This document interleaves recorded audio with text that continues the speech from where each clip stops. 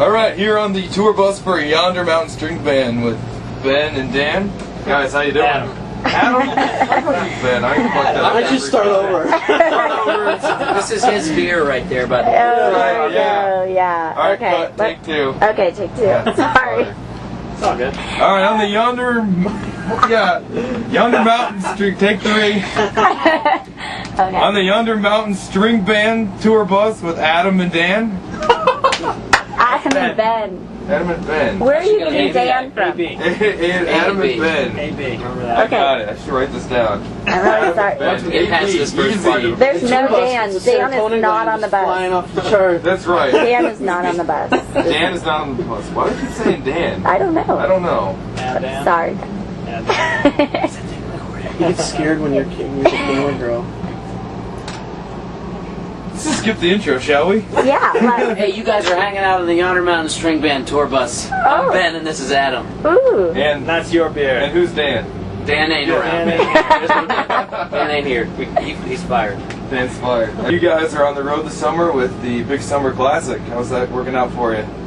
So far, so good. It's one sold out show at Red Rocks. Red Rocks. Yeah. Now, how was that? We're batting 1,000. Not a bad way to Things, all the it just goes up.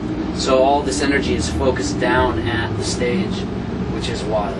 And you guys are playing out there again in the fall? Yes. Yeah. With Willie Nelson. Yeah. Wow. Awesome. Yeah. So how did that work for you? How did that come about? We've been trying to play with him for years. Yeah. And we had a gig there last summer or 2 summers ago with him, but he was it carpal tunnel surgery or something like that.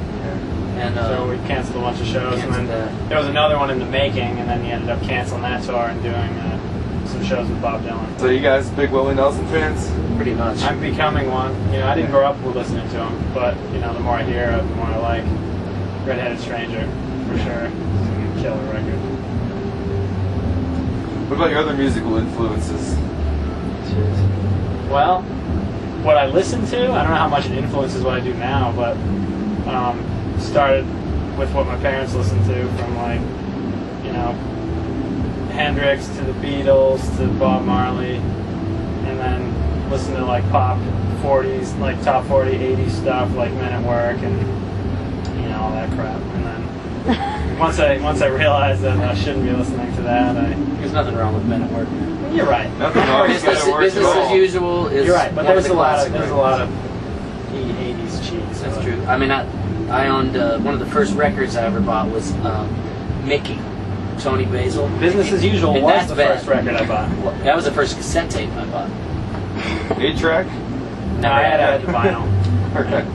But anyway, long story short, listen to like punk and hardcore, Black Flag, Dead Kennedys, Descendants, through like Grateful Dead, Bob Dylan, Neil Young, through into like folk and bluegrass, and here I am.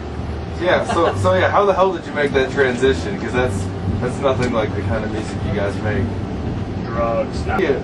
How do you approach a show differently? I mean, I guess, you know, your jam bands are just kind of do your thing everywhere, but maybe when you're playing a huge festival like Bonnaroo, you know, how do you approach that differently from playing a smaller club show?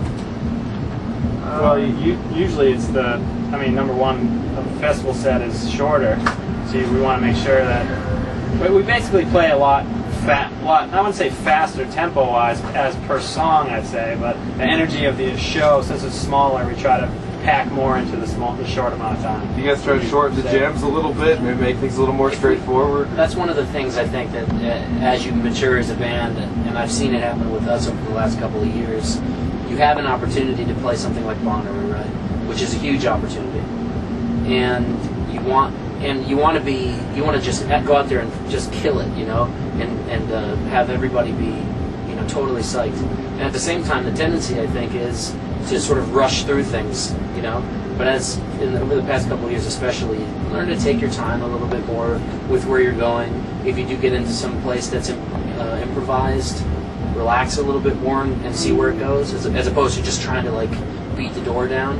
And one of the ways we do that is we found to make, even though normally in a normal show we would have this amount of minutes to do these many songs, we'll take the same amount of minutes, or in a festival set, say like 75 minutes or something like that, and just make it a lot less songs so we don't have to worry about time. So if we get into something where it's like free. We're not really worried about where we're headed as far as the song. We can expand it as long as we want, and not be like, we gotta get through this. So the worst thing is, but to look over and people are like 2 minutes left, and you're just you're in the middle of like, especially by the last song you play at something like Bonnaroo, you're ready to go. You're finally warmed up. You finally understand what this huge PA system sounds like, and you're like, all right, well, we're done. Yeah, 2 minutes.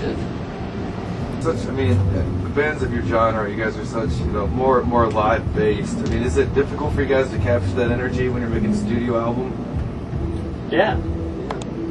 What do you think our genre is? I mean, I'm not the one. Well, I shouldn't be asking the question. Okay, well, no, that's curious. fine. I classify you, with the jam bands, you and Jazz mainly. I mean, you sing a lot of improv type stuff, and then when you go into the studio, it just captures you once. I mean, I download a lot of bootlegs, actually. That's how I found. I mean, jam bands, that's my cup of tea. That's what I like to listen to.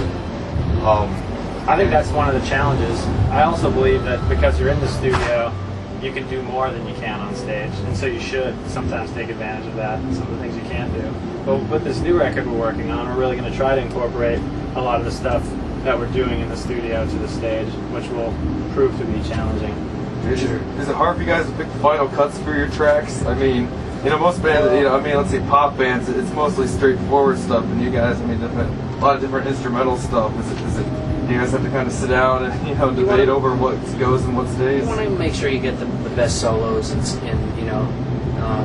try to be diplomatic too about as far as everyone gets a couple of songs or a song or something, so everyone gets a chance to show what they do if need be. This new record's a little different though because we've really been writing together, which is new for us.